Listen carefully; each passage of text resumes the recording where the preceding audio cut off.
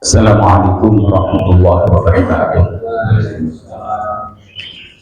Alhamdulillah wa syafati Rasulillah sallallahu alaihi wasallam wa ala kulli sholihin. Al-Fatihah.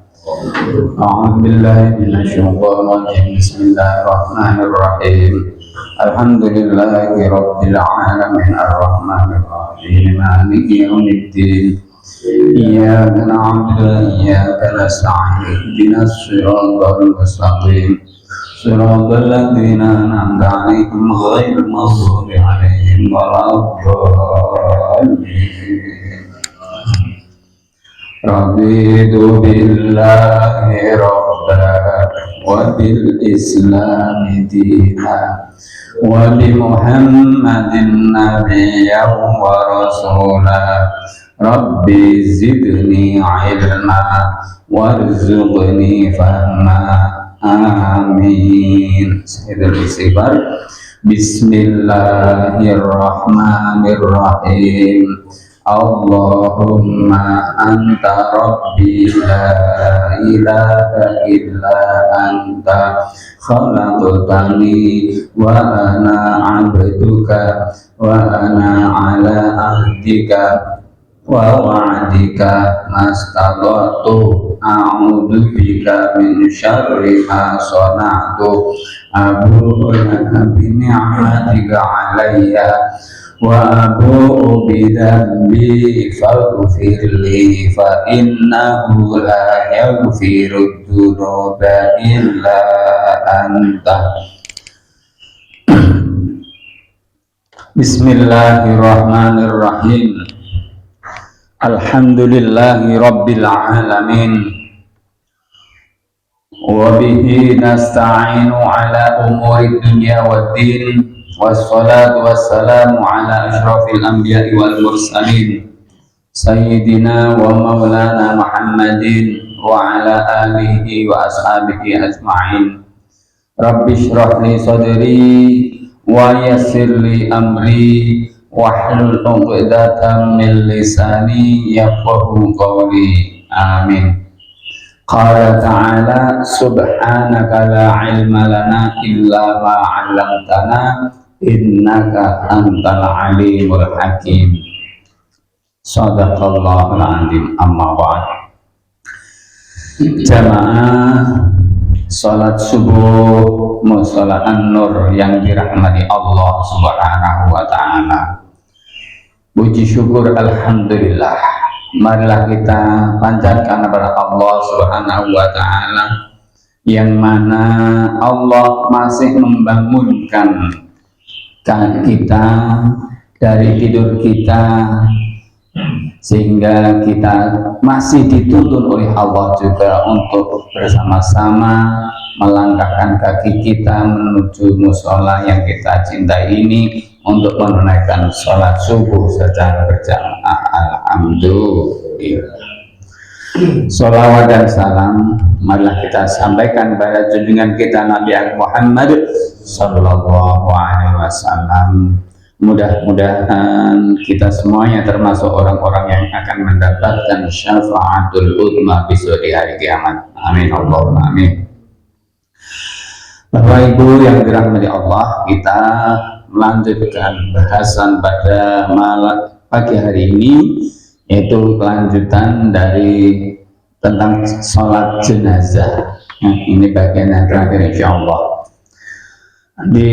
Pada bahasan kali ini, orang yang disolati dan orang yang paling patut menjadi imam sholat jenazah.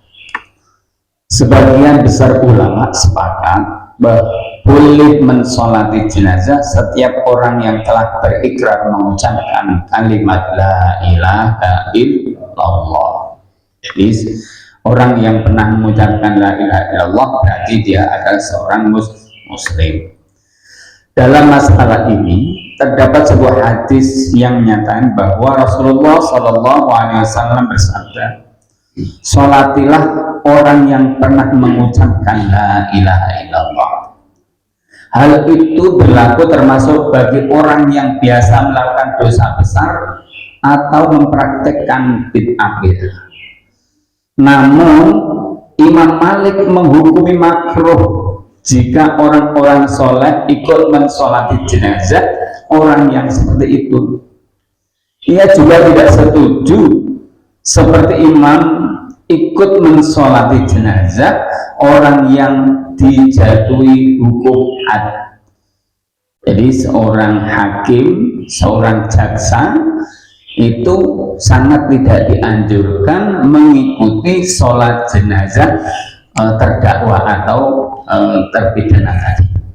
Jadi contoh, saya sebagai seorang hakim menghakimi bahwa si fulan, si A ini mendapatkan hukuman karena terbukti menurut hakim, terbukti salah dan dijatuhi hukuman mati, maka hakim ini, jaksa ini tidak dianjurkan untuk ikut sholat jenazah si fulan tersebut.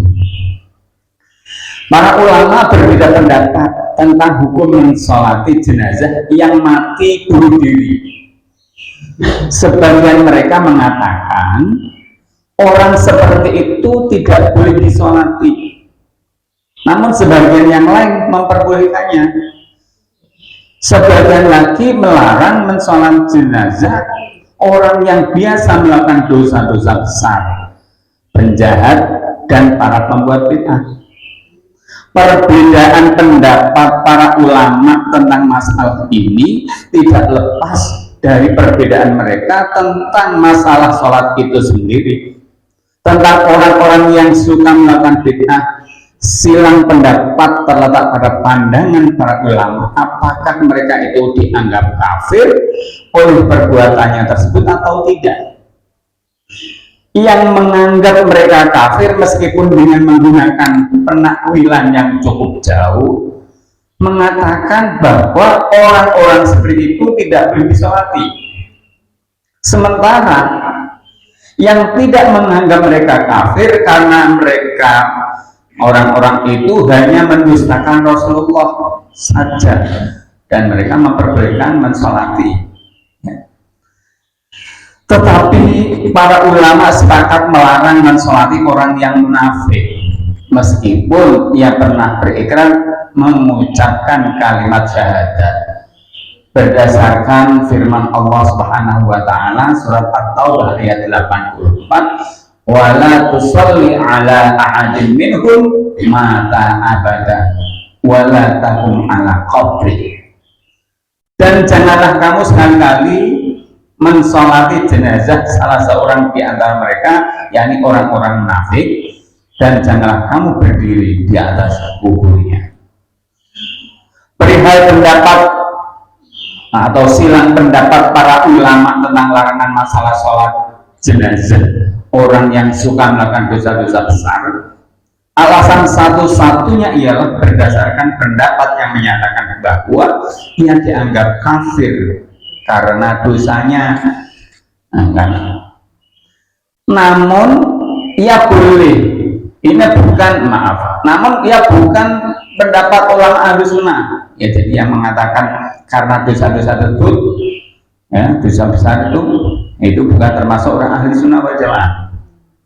Oleh sebab itu mayoritas ulama, para ulama ahli fikih tidak patut melarang mensolati jenazah. Dan alasan kenapa Imam Malik menghukumi makruh mensolati jenazah orang yang ahli bid'ah adalah untuk memberi peringatan keras sebagai sanksi terhadap mereka.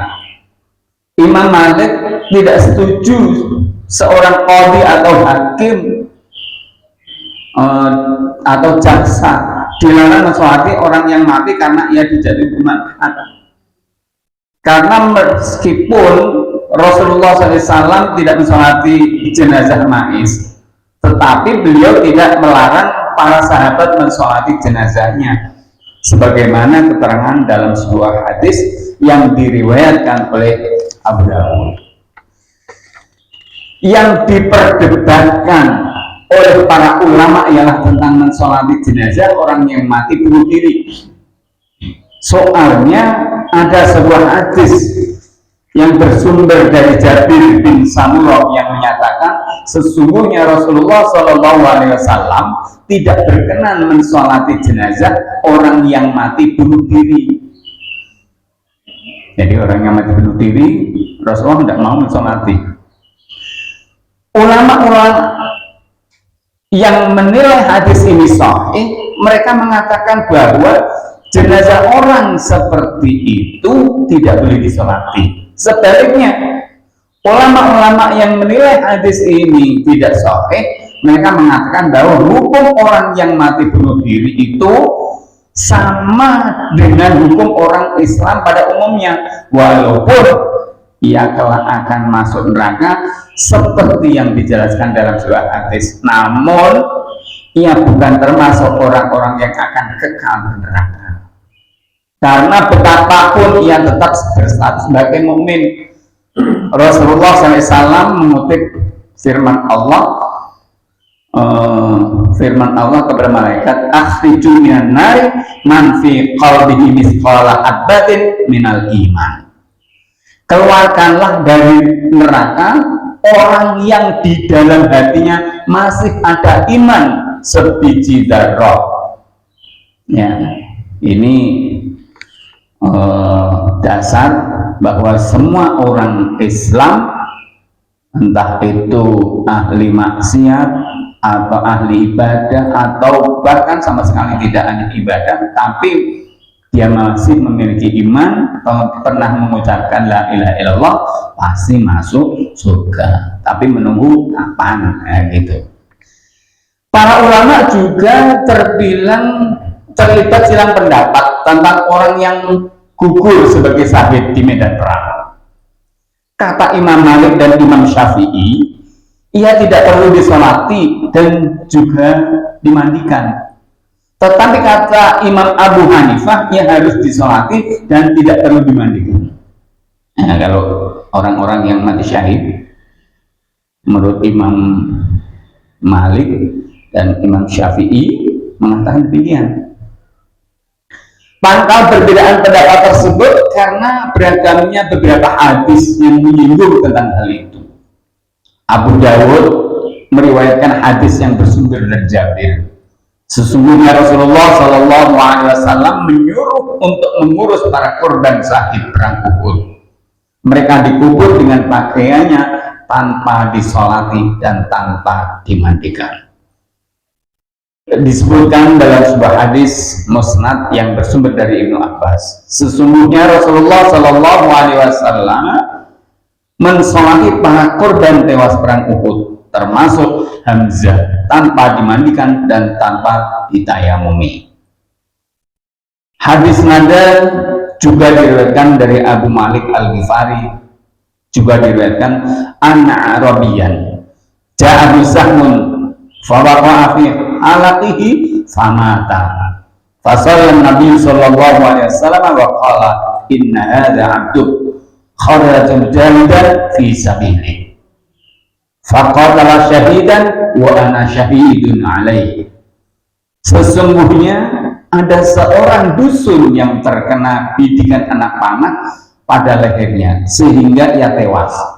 Setelah mensolatinya, Nabi SAW berdoa, sesungguhnya ia adalah seorang hamba yang maju ke medan perang sebagai pejuang di jalanmu.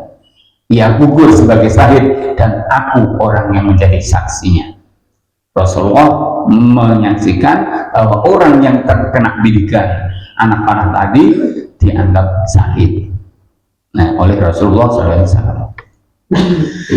Masing-masing dari kedua belah pihak mengumpulkan hadis-hadis yang mereka jadikan sebagai dasar. Ulama-ulama dari kalangan madhab Syafi'i menganggap hadis Ibnu Abbas cacat. Kata mereka hadis ini diriwayatkan oleh Abu Zannad, seorang perawi yang mengalami lemah ingatan pada akhir usianya. Syu'bah juga mencelanya, dan menurut mereka hadis-hadis mursal tidak bisa dijadikan sebagai hujjah atau sebagai landasan. Para ulama berselisih pendapat tentang kapan jenazah seorang ghazi wajib disolati. Kata Imam Malik, ya, bayi disolati ketika ia lahir dengan bersuara atau menjerit. Inilah pendapat yang dijadikan pegangan oleh Imam Syafi'i. Kata Imam Abu Hanifah, jenazah bayi yang sudah ditiupi nyawa harus disolati, yakni setelah ia berada dalam kandungan selama 4 bulan atau lebih. Dan inilah pendapat yang dibuat pegangan oleh Ibnu Abu Layla. Jadi dalam hal ini tentang bayi, kalau menurut Imam Syafi'i, ya ketika lahir ceprot menangis kemudian meninggal itu berhak untuk disolati. Tapi kalau meninggal di dalam kandungan tidak disolati. Ini menurut Imam Syafi'i. Tapi menurut Imam Abu Hanifah, ketika bayi dalam kandungan sudah 4 bulan atau lebih kemudian meninggal karena umur 4 bulan itu sudah ditiupkan ruh, ditiupkan nyawa, maka ketika meninggal pun di dalam kandungan harus disolati. Sehingga pendapat ini muncul akibat adanya pertentangan antara yang bersifat mutlak dan yang bersifat terbatas. Sesungguhnya diriwayatkan oleh At-Tirmidzi sebuah hadis yang bersumber dari Jabir bin Abdullah dari Nabi SAW. Sesungguhnya beliau bersabda, at-tiflu ya yusalla alaih wala yadsu wala yurasu hatta yastahilla shorikhan. Bayi tidak disolati, tidak bisa menerima waris dan tidak bisa tidak diwarisi hartanya sampai ia mulai bersuara. Diriwayatkan dari Al-Mughirah bin Syu'bah dari Nabi SAW, sesungguhnya beliau bersabda, bayi itu disolati. Ulama-ulama yang cenderung pada hadis Jabir mengatakan bahwa hadis Al-Mughirah yang bersifat umum tersebut ditafsiri oleh hadis Jabir. Artinya, kalau bayi sudah bersuara, maka harus disolati. Sebaliknya, ulama-ulama yang cenderung pada hadis Al-Mughirah mengatakan jika bayi sudah bergerak berarti ia sudah pernah hidup dan hukumnya sama seperti orang muslim pada umumnya.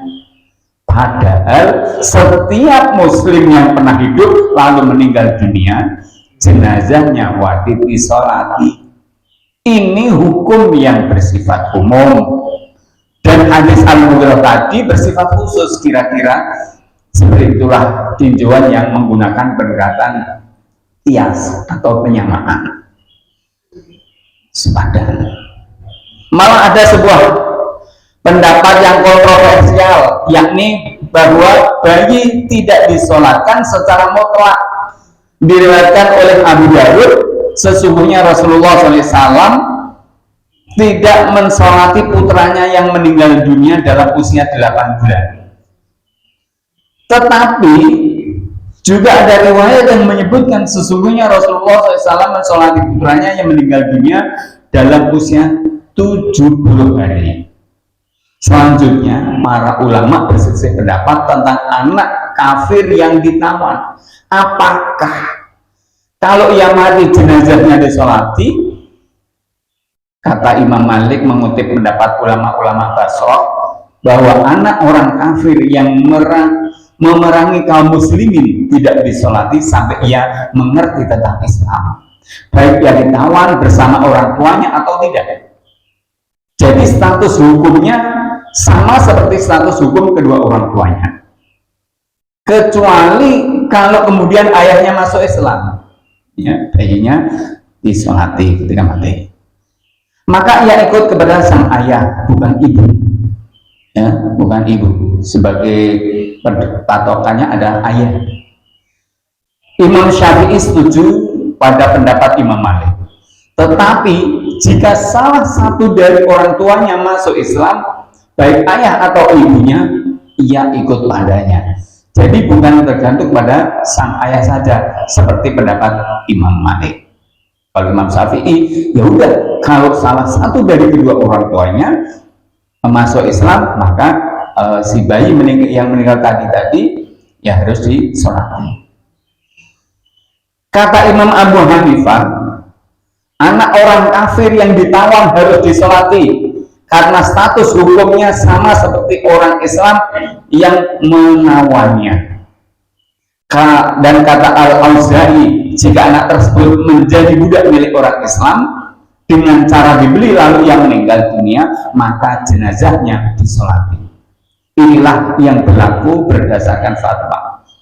Para ulama sepakat jika anak ini ditawan bersama orang tuanya dan tidak dimiliki oleh orang Islam, sementara kedua orang tuanya tidak masuk Islam, maka status hukumnya sama seperti status hukum kedua orang tuanya.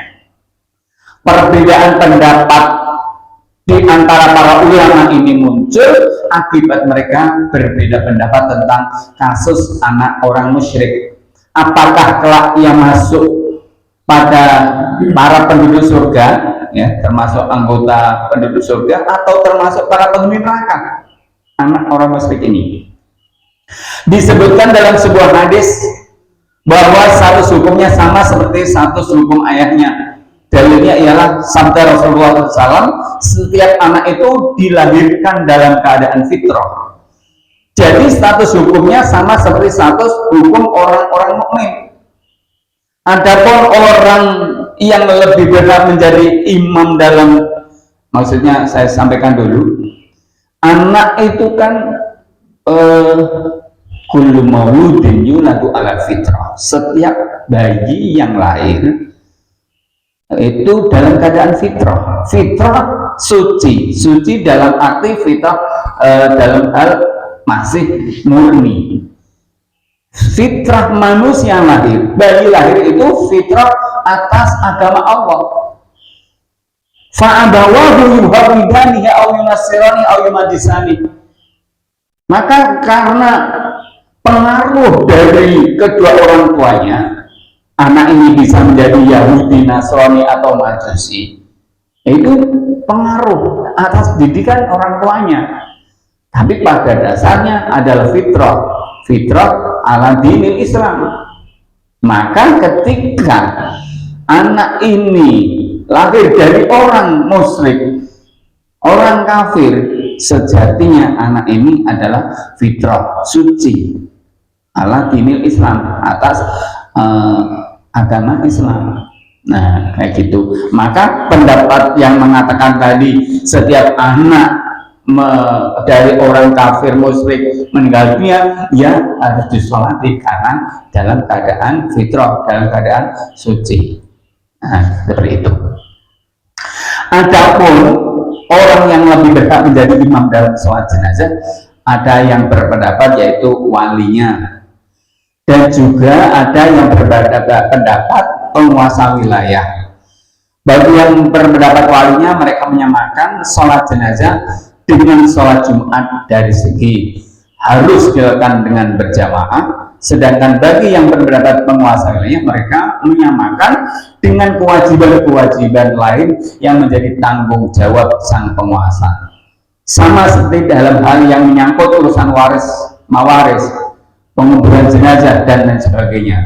Tetapi sebagian besar ulama ahli fikih cenderung pada pendapat yang kedua ini.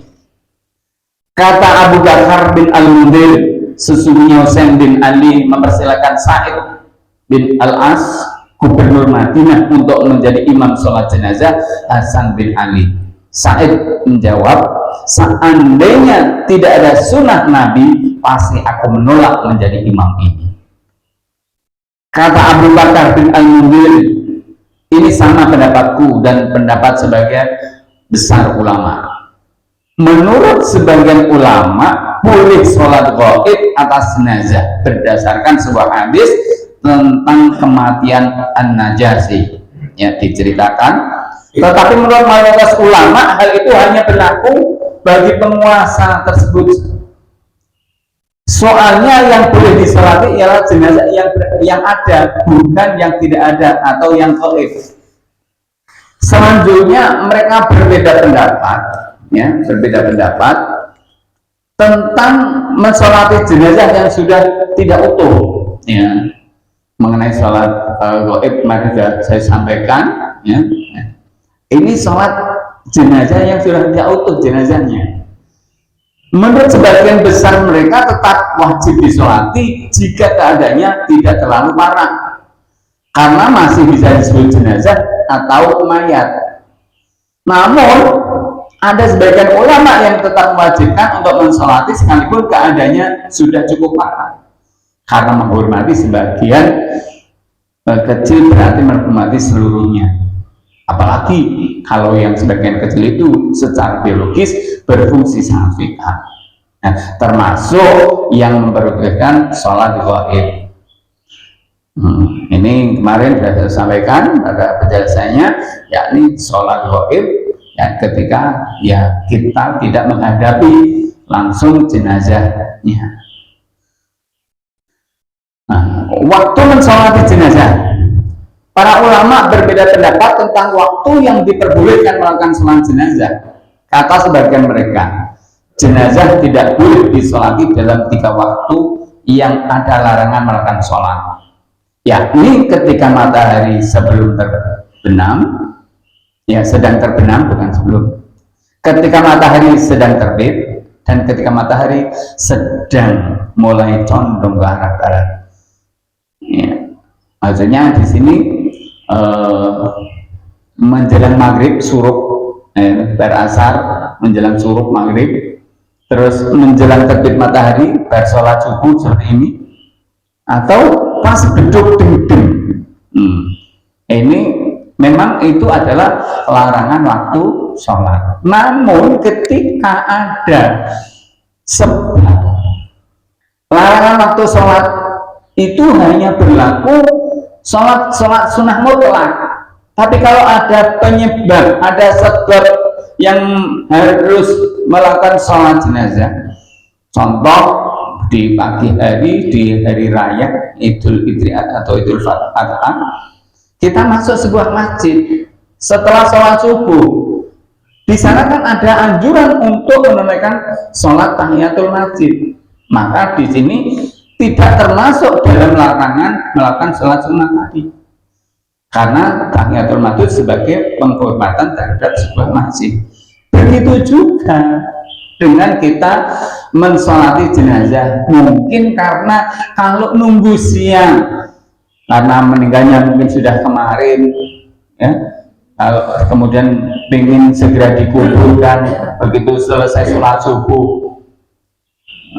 Karena nanti kalau siang orang-orang akan bekerja, tidak ada orang yang mengurusi, maka ketika ada jenazah datang setelah sholat subuh, yaitu diperbolehkan untuk menunaikan sholat jenazah, bukan termasuk larangan sholat sunnah mutlak tersebut.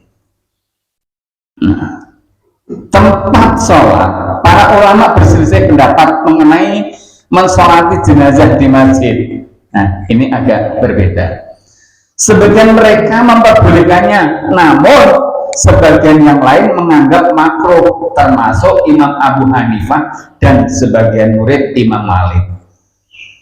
Konon Imam Malik sendiri juga menganggap makruh. Menurutnya yang benar ialah kalau jenazahnya berada di luar masjid dan orang-orang yang mensolati di dalam masjid.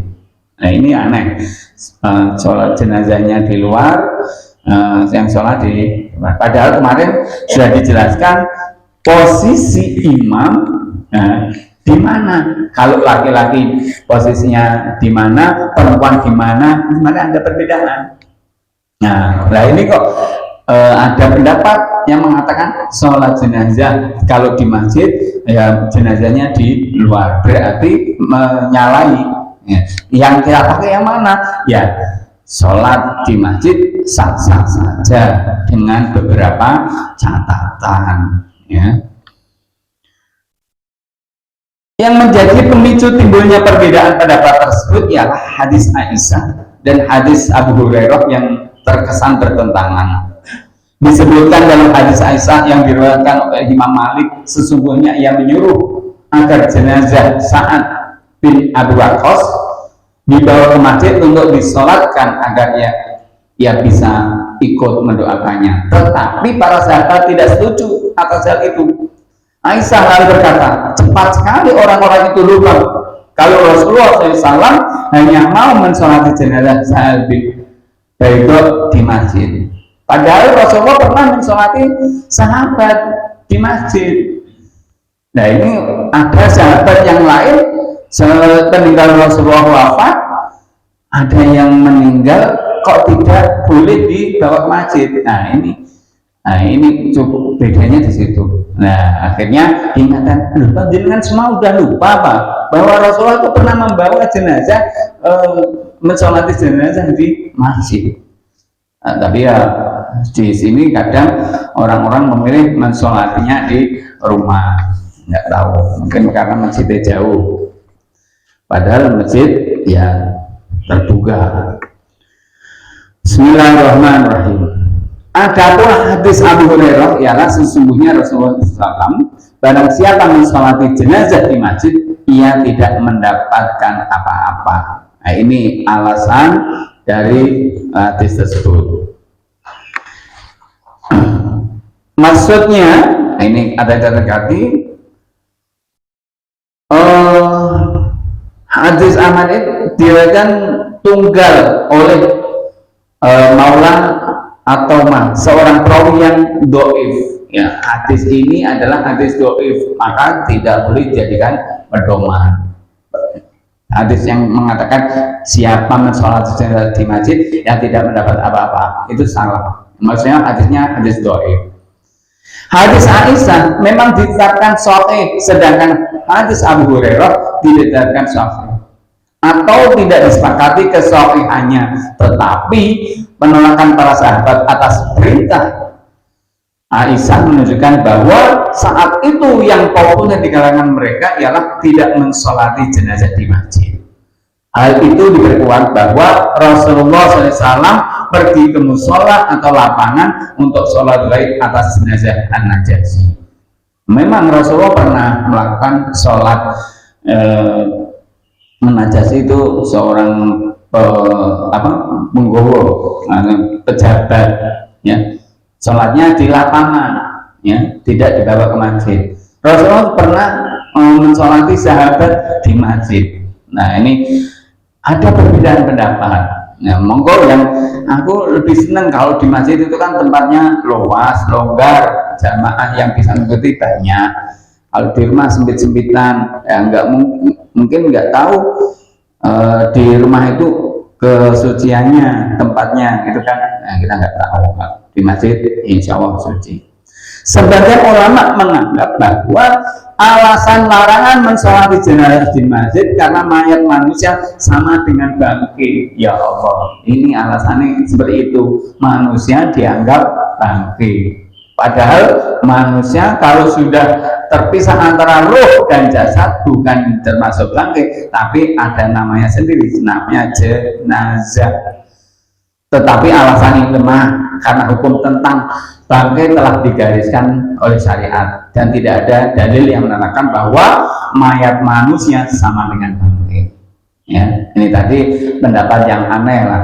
Manusia punya nama, manusia diciptakan oleh Allah sebagai sebaik-baik bentuk, kok dianggap bangkai, walaupun sudah terpisah antara jasad dan ruh, namanya juga bukan bangkai tetapi jenazah.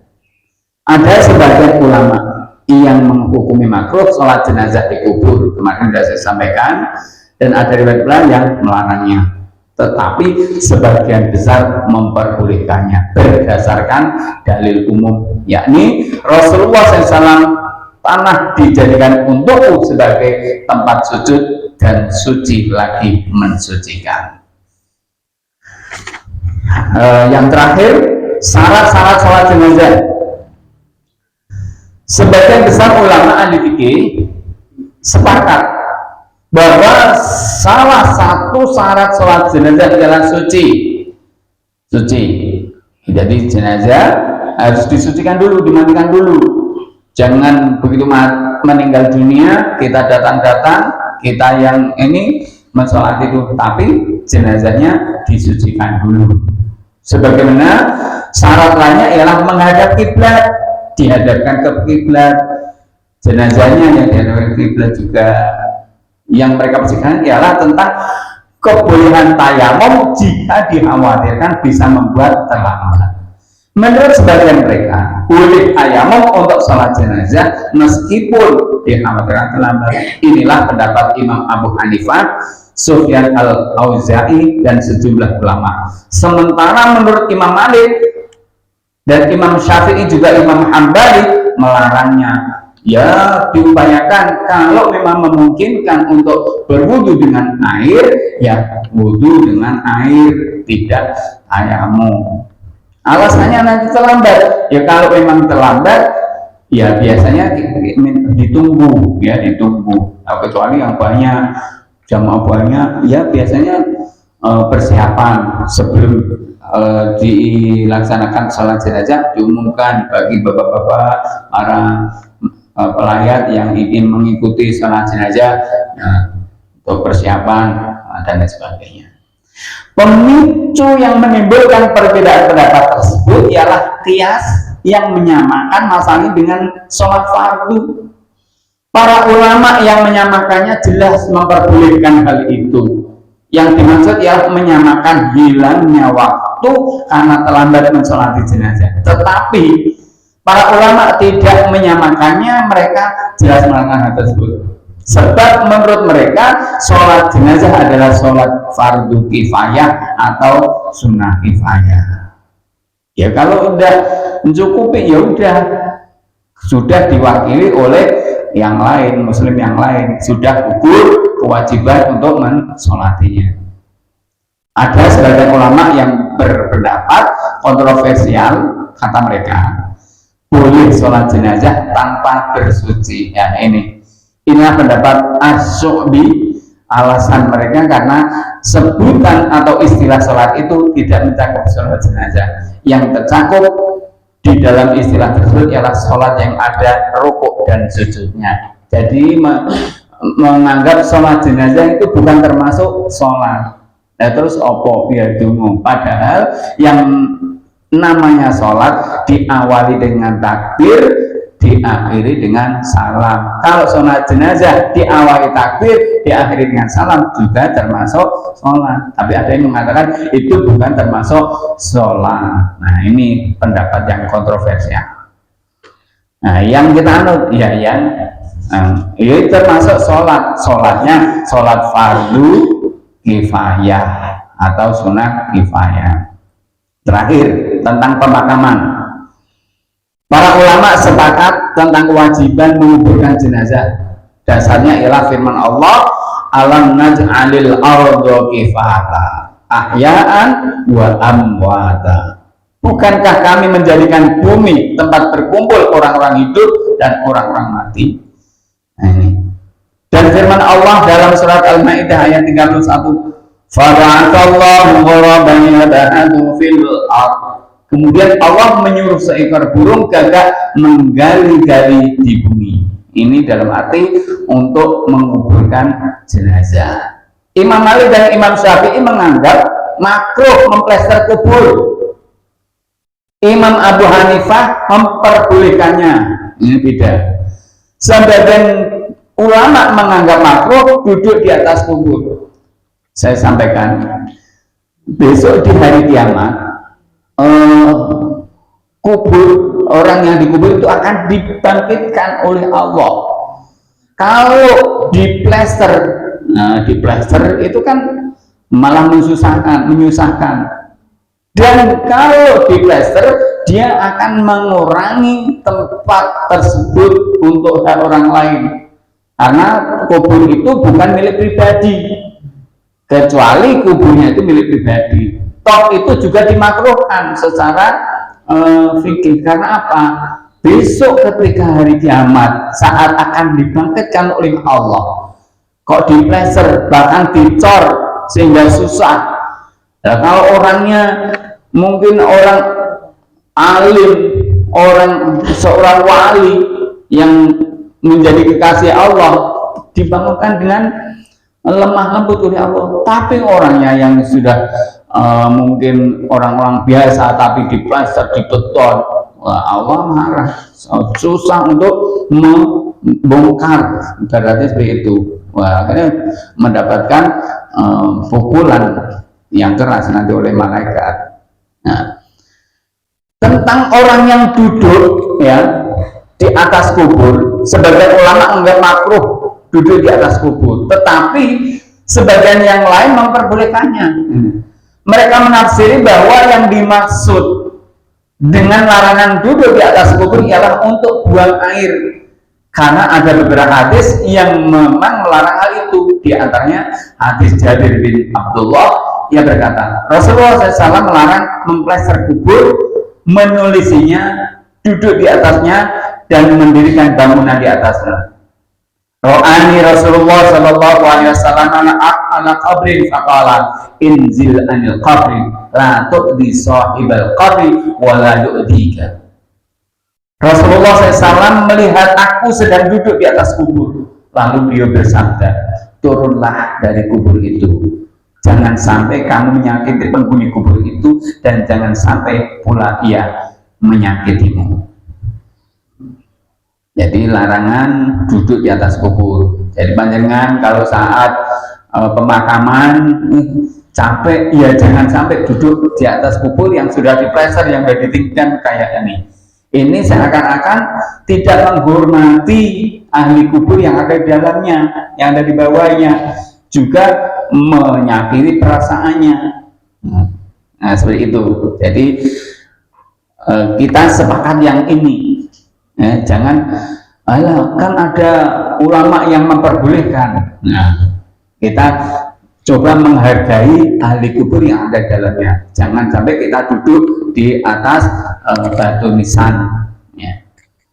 Para ulama yang memperbolehkan duduk di atas kubur berpedoman pada riwayat hadis yang bersumber dari Zaid bin Sabit. Sesungguhnya ia berkata, alasan Rasulullah SAW melarang duduk di atas kubur ialah kalau untuk membuang hadas, bukan air besar atau buang air besar atau buang air kecil.